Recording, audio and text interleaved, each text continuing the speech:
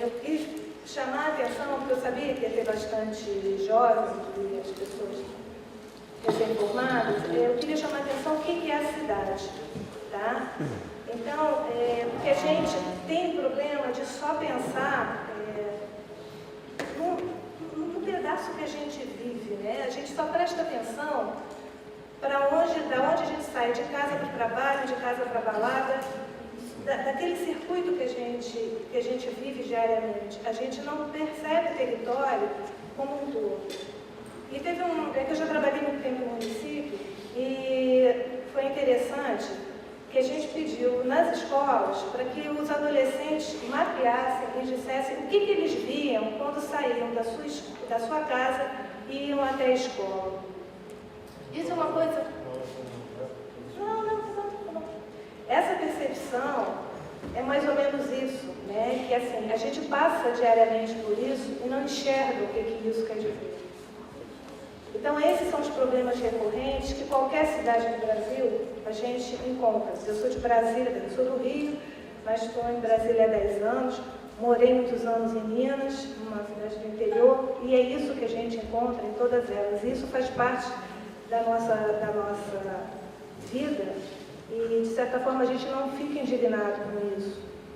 A gente só quem mora, só quem precisa tirar o sapato para chegar em casa, para não sujar, é que sabe do que é essa realidade.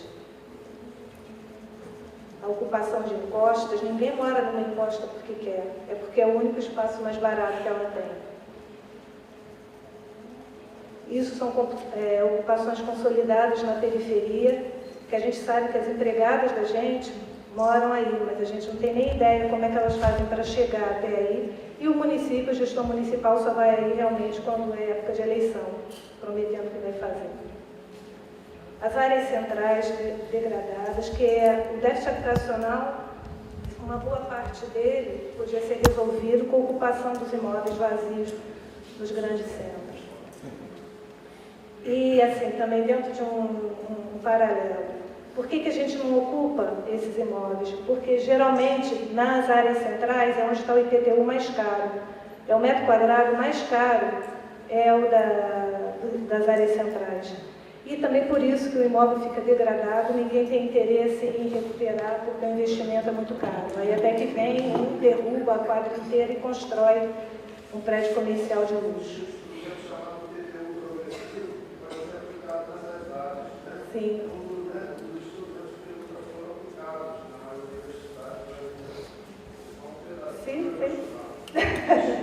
Nós vamos abrir o debate depois. Não, mas assim, gente, de verdade eu não me incomodo, não. Pode ir.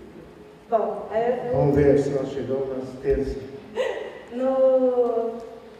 Na área rural também a gente enfrenta esse mesmo problema. Tem Minha Casa Minha Vida Rural também. O Minha Casa Minha Vida Rural, ele tem um valor também para assistência técnica, são R$600 por assistência técnica para o arquiteto e R$400 para o arquiteto e engenheiro, tá? E R$400 para o trabalho social. Aí essas ocupações todas, isso eu vou passar rápido porque todo mundo sabe quais são os problemas. Eu só quis chamar a atenção assim, que são áreas que existem, que a gente circula por elas e não percebe o problema. Então, essa oferta dos bons serviços, né, o município funciona ou não funciona bem, depende da existência desses órgãos, deles terem os departamentos, departamento de urbanismo, Secretaria de Fazenda, né, ter esses órgãos, e é importante que esses órgãos falassem entre si. Um problema que a gente enfrenta muito e percebe nos municípios é que, pelo próprio sistema político, o secretário de urbanismo é do PT, o secretário de habitação ou da fazenda é do DEM.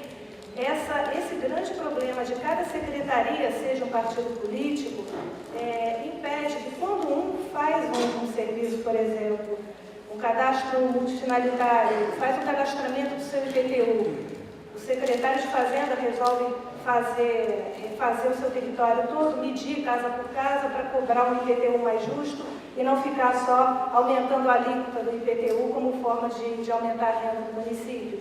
Então, se ele resolve mapear e identificar as áreas para onde houve expansão urbana, o que houve de crescimento no município, ele contrata a empresa, faz o georreferenciamento, monta o seu cadastro novo.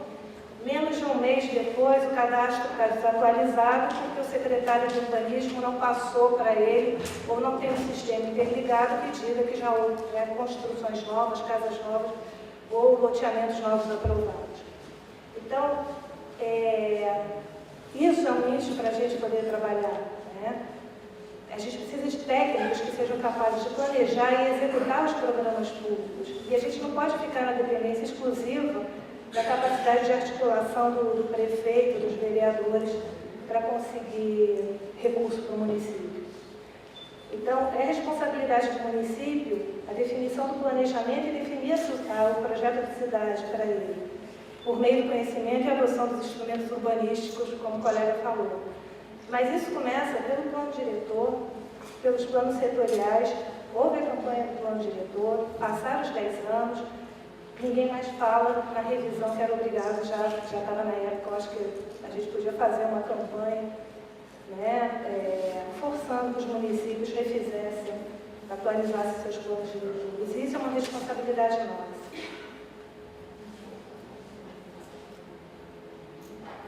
Essa é a situação. A população nunca é ouvida. Né? Então, o que a gente tem que reformar é o pensamento, tem que ter uma mudança mesmo.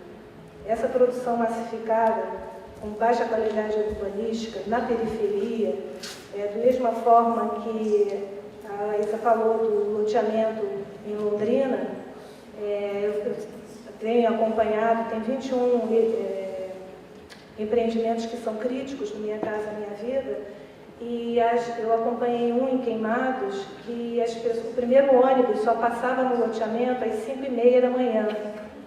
E a maioria das pessoas pegava às 7 horas no trabalho. E eles não foram demitidos. Porque assim, o processo começou.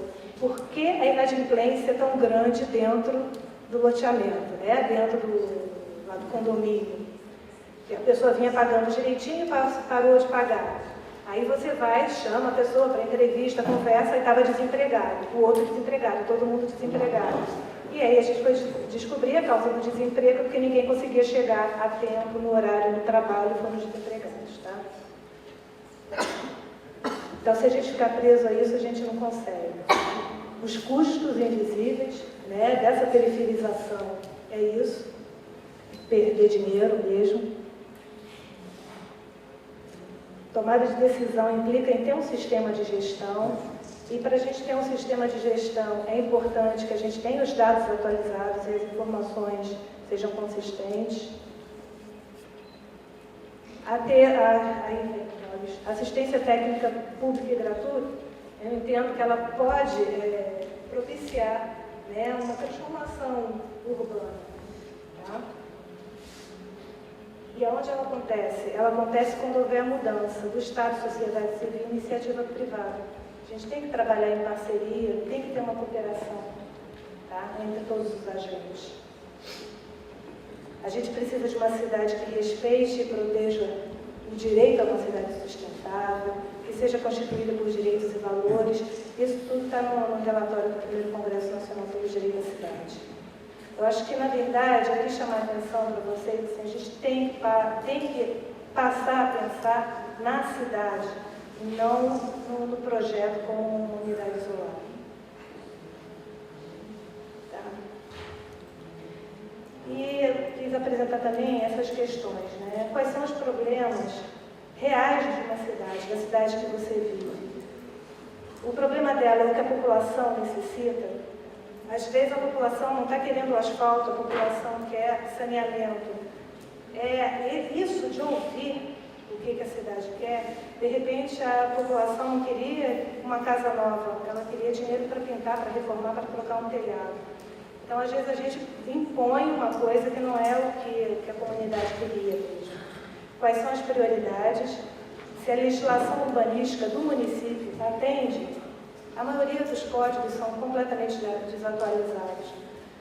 O município dispõe de um sistema de informações adequado, não porque ele não sabe nem onde procurar, nem onde pesquisar. Então, o projeto, olhar o projeto de cidade como um projeto inserido numa dinâmica maior, e não apenas como da unidade habitacional e só daquele empreendimento, né? O conceito, como é que eu vou querer explicar assim?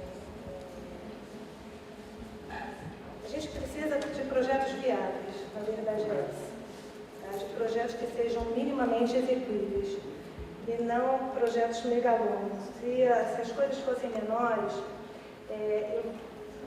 a gente está com um terreno na área central do Rio de Janeiro, um terreno de 1.200 metros quadrados, que a SPU, que é a Secretaria do Patrimônio da União, pertence a ela e quer doar para o Minha Casa Minha Vida, quer dizer, para o FAR, para a construção de 120 unidades do Minha Casa Minha Vida. É um terreno que fica embaixo de um conjunto habitacional, de um empreendimento chamado Pedregulho, que foi uma referência do modernismo, um projeto em curva. É habitação de interesse social, feito, acho que nos anos 50, né? Se eu não me engano. Oi? Então, logo abaixo dele, ele tem todo um conceito de vizinhança, ele tem piscina, ele tem creche, mesmo sendo para habitação de interesse social. Então, ele tem uma qualidade, um projeto de qualidade que é referência. Então, junto a essa área, que é uma área urbanizada, está inserida, não é na Zona Sul, mas ainda fica uma área que tem transporte, tem supermercado, farmácia, completamente na área urbana, na malha urbana. E há 2 meses a gente convoca construtoras para fazer o projeto e não aparece nenhuma. A gente chama de licitação vazia. Não há nenhuma construtora no Rio que tenha interesse em fazer 120 unidades habitacionais. E o grande medo, vai aparecer uma simples que vai fazer um caixote e o desespero, porque a gente precisa das 120 unidades, que é para realocar 120 famílias que estão na área de risco. A chance de ter um projeto qualificado, um projeto de qualidade, diferenciado, a grande preocupação dos colegas da Caixa do Rio é que seja aprovado um caixote, não é nem um H, como estava sendo falado na outra sala, vai ser nem um formato de H, pelo contrário, vai ser uma caixa com aquelas janelinhas minúsculas debaixo de um projeto que é referência. E a gente fica nessa dependência, né? Agora, quem pode fazer 5.000 casas, porque vai fazer 120? O custo de fazer 120 para eles é muito menor. Então, isso é responsabilidade dos governos locais. A gente precisa pensar nas diferentes habilidades, identificar e selecionar a forma que vai fazer. A gente precisa integrar as soluções para a cidade que já existe, olhar a cidade como um todo, otimizar o aproveitamento da infraestrutura, transformar a vida das pessoas, dar dignidade e respeito. A casa é simples, mas é isso que eles precisam. De preferência que esteja novamente inserido na malha urbana. E o conhecimento de dados e informações, não só participação mais qualificada. Isso que eu queria dizer assim, o planejamento. Se o município tiver um planejamento, ele vai poder identificar quais são as áreas que ele pode fazer a habitação.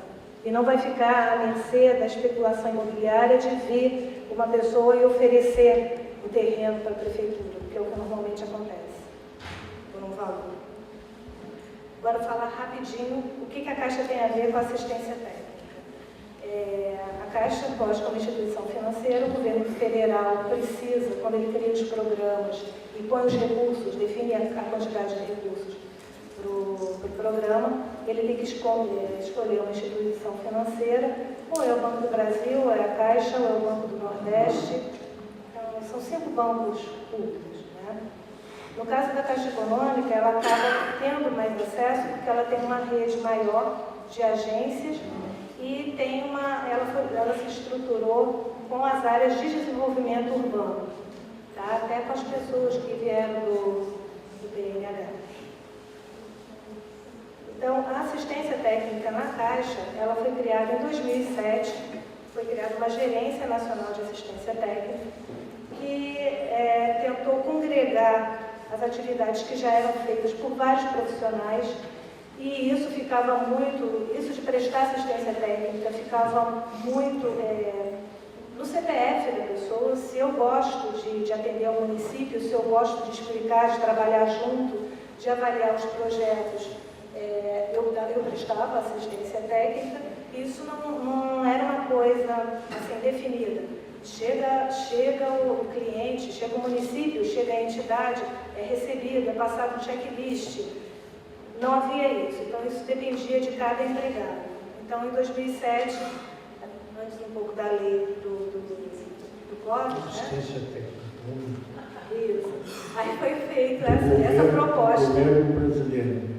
Foi feita essa proposta para ter essa assistência técnica. A proposta é que a gente pulasse o balcão, ao invés de receber o projeto ruim, quando eu recebesse o projeto ruim, eu sentava junto com o proponente e explicaria para ele o que ele poderia fazer para fazer a forma mais certa. E isso tinha sido uma demanda do governo federal, porque quando saíram os recursos, o que a gente mais ouvia dizer é que não chegavam projetos, que os projetos não eram qualificados e por isso o dinheiro não era gasto, não era aplicado. E essa foi uma forma que o governo entendeu que era importante, era fazer junto e explicar. Não, era prestado pelos empregados da Caixa mesmo, né? Para aqueles que tinham contrato, para aqueles, a gente não saiu pelos municípios para falar, você precisa de assistência técnica? Não era isso. O município tinha um contrato e a gente tentava viabilizar. Porque, como eu expliquei daquela outra vez do PLIS, você começa a fazer um projeto e ele para. Isso não é interessante nem para o município, nem para a Caixa. Então, essa era a proposta. Então, foi um conjunto de ações que foram feitas prioritariamente para os entes federados, para os movimentos sociais. Tá? Então, hoje, a estrutura da Caixa conta com 72 unidades espalhadas em todas as capitais e pelo interior.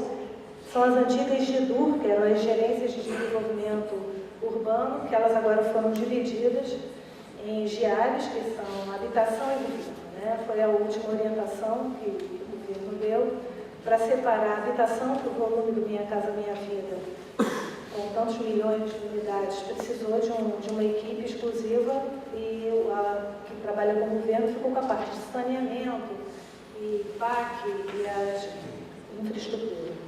A Caixa tem 2.255 engenheiros e arquitetos e 310 técnicos sociais.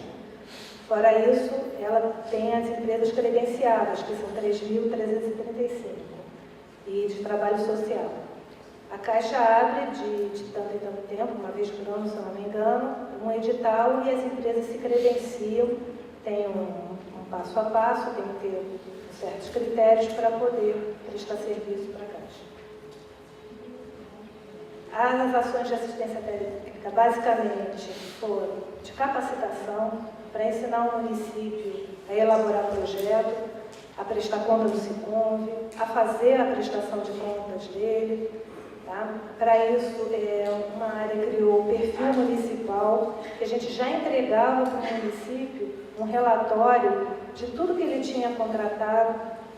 Porque assim, quando um prefeito muda, parece que é uma coisa assim muito simples, mas a cada 4 anos, se por azar e azar mesmo a prefeitura mudar de prefeito, eles normalmente rasgam a documentação, apagam tudo que está no computador e o prefeito, os primeiros meses de gestão do novo prefeito, ele tem que reconstruir tudo. E normalmente ele não sabe nem quais são os contratos que ele tem, o que ele tem para pagar, o que ele tem para receber.